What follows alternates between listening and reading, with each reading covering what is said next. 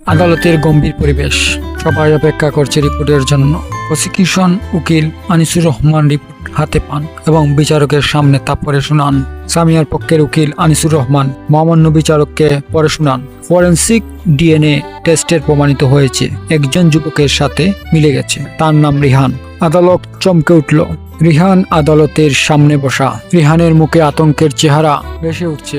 Defence উকিল বা অভিযুক্তদের উকিল তিনি বললেন, প্রমাণ আছে, কিন্তু এটি সম্মতিতে হয়েছে নাকি জোর করে হয়েছে সেটা কি রিপোর্টে বলা আছে?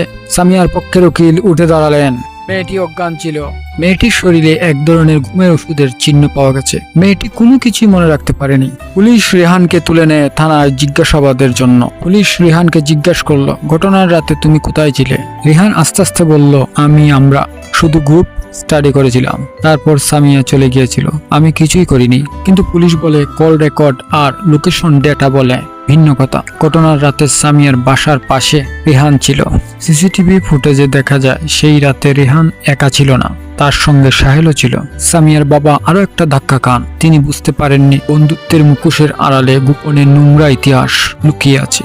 উকিল আনিসুর সাহেবের প্রশ্ন, রেহান একা ছিল না, সাহেলও ছিল তার সঙ্গে, এবং তাদের আরেকজন বন্ধুও ছিল, জিহানের নামও এসেছে। একমাত্র ডিএনএ নয়, পুরো ঘটনার পরিকল্পনা তদন্তের মাঝে সামিয়ার বন্ধু সবাই ছিল। আনিসুর রহমান আদালতের কাছে আবেদন করলেন, পুনরায় ঘটনাটি আবার তদন্তের জন্য দাবি জানালেন।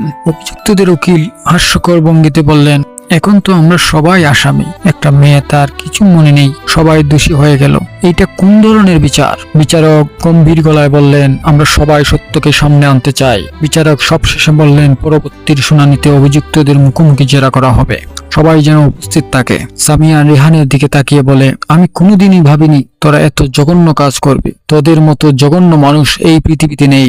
সামিয়ার